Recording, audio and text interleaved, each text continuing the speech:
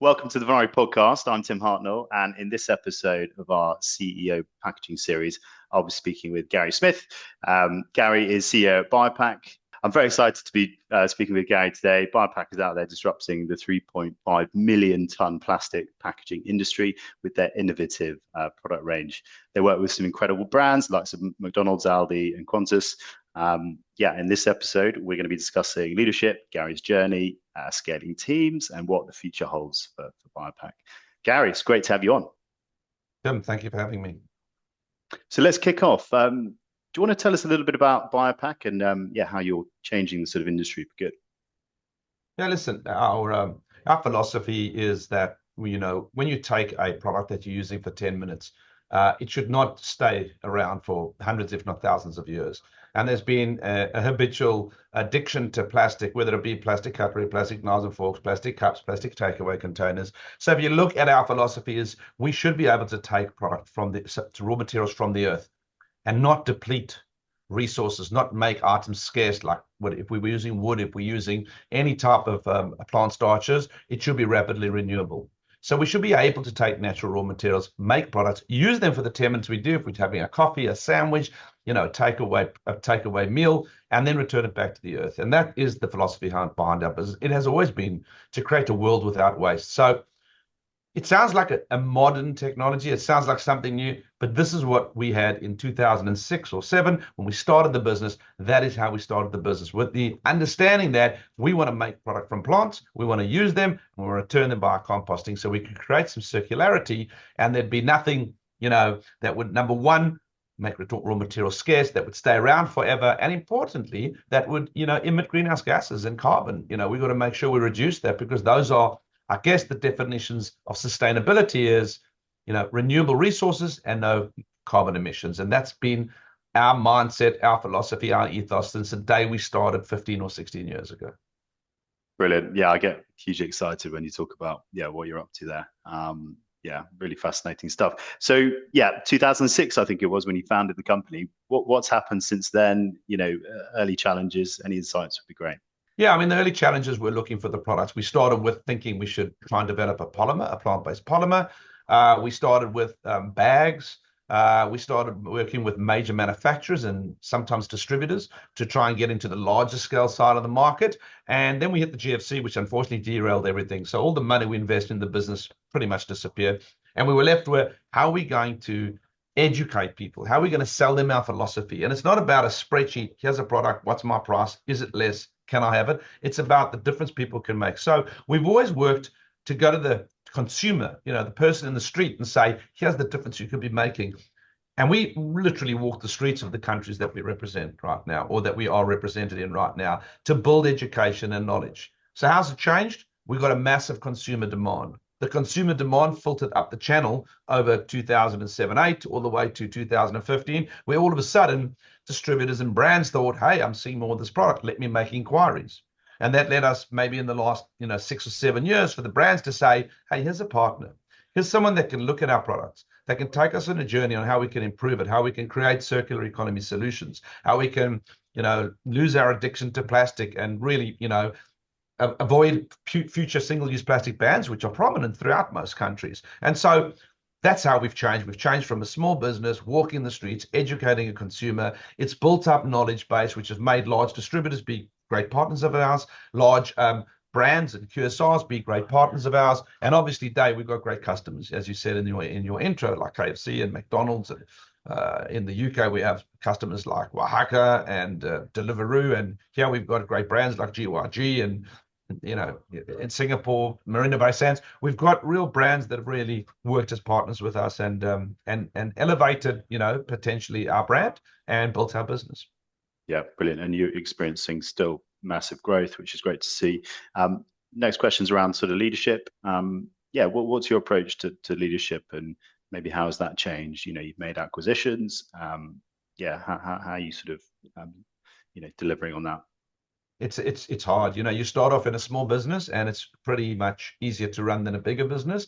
And I'm living and learning every day. We started off with, I don't know, one warehouse and selling, 500 cartons a month, maybe, or 200 cartons a month. We do, half a million cartons. We do, something, what is that times 1,000, 500 million items every single month. So it really has escalated. We've got a team of 250, 260 people. We don't do our own transport, and so it doesn't include drivers and some warehousing staff. So it really is a bigger team. And leadership for me has still been to try be knee jerk, to try stay in startup mode.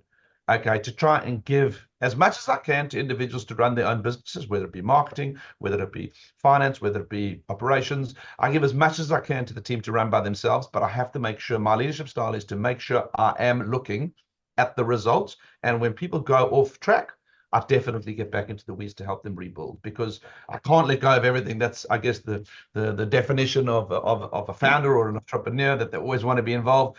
But no, I do believe that I let go. I do believe that I give people bandwidth to run their own business, to make their own decisions, to do what they do. But I always try, and I'm pretty successful most of the time, in keeping an eye on reporting, or just keeping an eye on teams to make sure that they are producing, performing, keeping us efficient, process improving. And when they don't, I absolutely interject and get involved to try and rebuild with them. Brilliant point. I think, yeah, it's that balance. Everyone loves autonomy, but there's a time when you probably need to bring that person a little bit back to the sort of the ground. Yeah, and very important. Yeah, and I've made mistakes, Tim. I've let go. I've definitely let go where and things have gone off track, and I haven't kept my eye on the ball. You go 2-3 months and you say, we're not working well in that department, or that team, or that business that's not going as I planned. But it's never too late to get back in and rebuild, build confidence, expand the team. So yeah, it sounds great on a podcast, but no one can do everything perfectly every time. Absolutely. Yeah, no, very inspiring words. And then just moving on to sort of scaling teams, what are the considerations as you're scaling?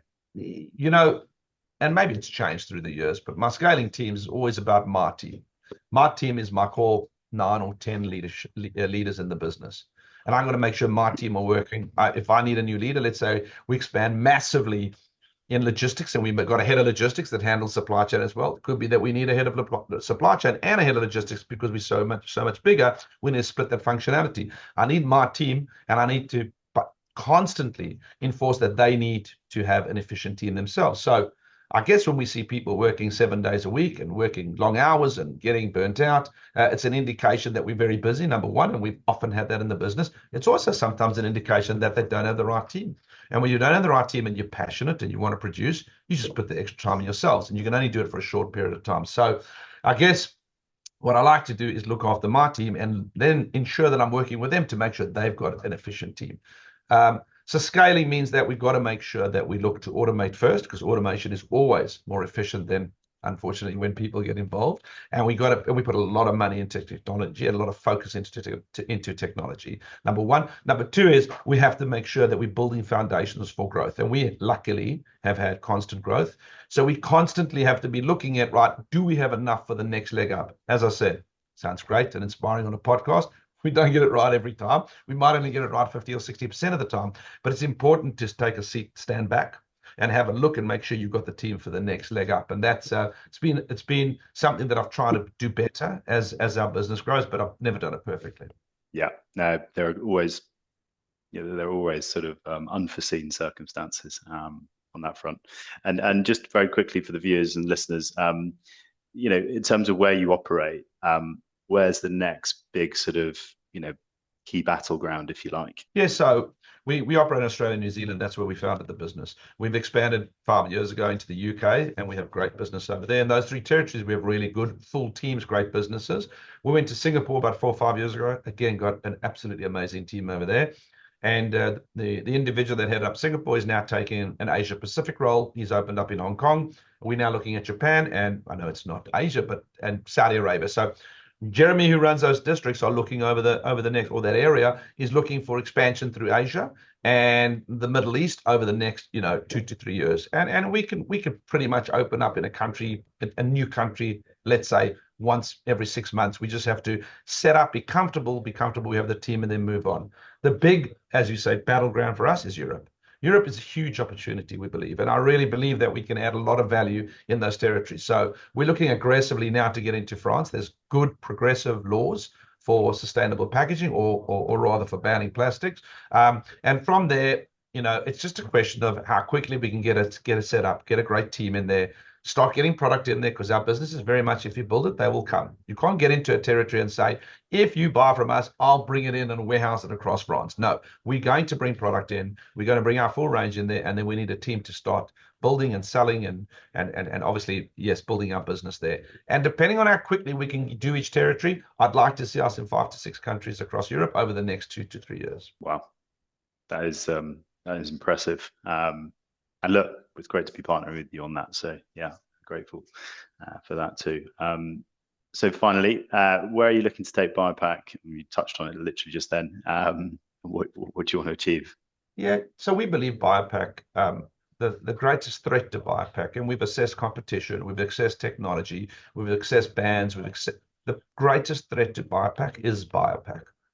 We are the only people that I believe stand in our way of really achieving great things. We think we can change behaviors in territories that don't have the same sustainable progression as we have in our current countries that we operate. So there's a great opportunity to build our business into new territories, as we've just discussed. There's also a great opportunity to build new products. We constantly have to innovate new products where we do have plastic. And even if we have a great compostable plant-based product, we're looking at how can we make it better. So where do we want to take BioPak in the next 3 to 5 years? My ambition is, number one, we can double it if we just don't get out of our own way. If we have the right team, if we build the right, if we build the knowledge of the people, if we introduce and innovate products, and we really, start continue educating and building our partners. I think there's great opportunity in the disposable packaging market to go and expand our business. But we also plan to destroy our business. We plan to eliminate single-use plastics. Now there's always going to be a place for single use, and it's 99% of the market right now. But we're investing heavily into reusables. So we bought a great business called Husky recently. We're looking for takeaway containers and cups to get in on the same methodology, Tim, as we do disposable packaging. We can deliver to a cafe 1,000 cups. They're just reusable. They can use it through a scanner. The customer can take it, but the customer can return it to service stations, shopping centers. We're going to establish many different nodes where they can return the cups, so it's convenient. Reusables don't work right now because it's not convenient. So over the next 3 to 5 years, we're going to build multiple nodes where you might have 2 or 3 in your car.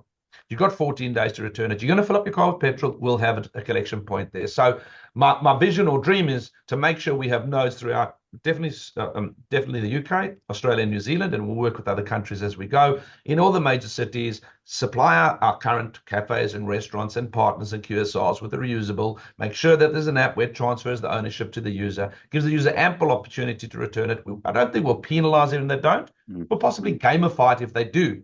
Get some frequent flyer airline miles, or return 20 cups and get a free coffee.